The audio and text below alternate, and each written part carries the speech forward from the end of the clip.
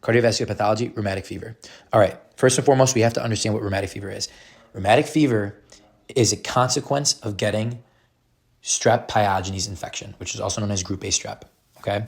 And the vignette is mainly going to point to patients that have come in, okay, from another country to America and are presenting later on in life, okay? So that's like one of the main presentations, okay? And the reason behind it is because in America, we have the ability to treat group A strep before it progresses to rheumatic fever. Okay. In other nations, it might be difficult to get the healthcare needed. It might be difficult to get treatment. So they don't get treated or something else happens and rheumatic fever ensues later on. Okay. So just keep that in the back of your mind. That's how the patient's going to present. They love that type of kind of vignette. All right. So mitral valve is mainly affected.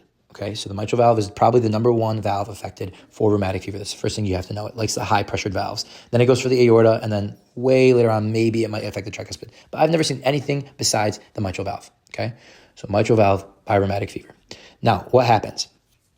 They love to say that the patient presents. Okay, so you're going to have like a refugee maybe coming in. Okay, and they're presenting with a new holosystolic murmur with valvular fusions. They love to say that. They love to say a new murmur with valvular fusions. This is the only time that we're going to see the valvular cusps are fused, okay? And a little secret that I have for myself that helps me understand the differences is that if I see a patient that's less than 25 years old, the patient most likely has mitral regurg, secondary to rheumatic fever in this setting. And if the patient comes in with this setting with rheumatic fever that's greater than 30 years old, then in my opinion, the patient has mitral stenosis. Okay, so that's how I differentiate it. It's either acute is going to be regurgitation, or chronic is going to be stenosis. So it just depends on when you catch it, okay? Because it starts off as regurgitation as you're younger, and then as you grow older, it will turn into stenosis, okay? Very key concept that you have to understand. Okay, it's associated with Ashkoff bodies. I really don't see that very often. I think I saw it one time.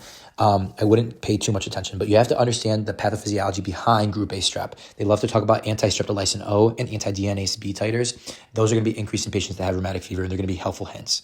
Okay, now the major criteria for rheumatic fever is going to be Jones. They love to talk about the Jones criteria. J stands for joints. Okay, so we're going to have a lot of joint pains. It's called migratory polyarthritis. It's just a lot of joint pains. The O is going to be a heart, and the heart causes carditis, okay? And we already talked about it causing, regurg, mitral regurg, and mitral stenosis, okay? So that's the heart issues that we talked about. Next is nodules, N for nodules in the skin. You can see subcutaneous nodules.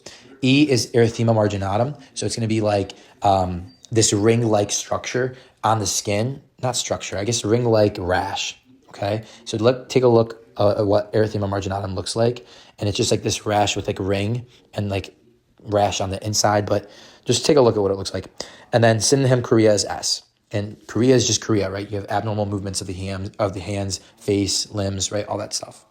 But what I will say, in order to remember rheumatic fever and how it presents, think of a patient, okay, that comes in, they're from a different country, they're coming in, they have a new murmur, they have valvular fusions that are found.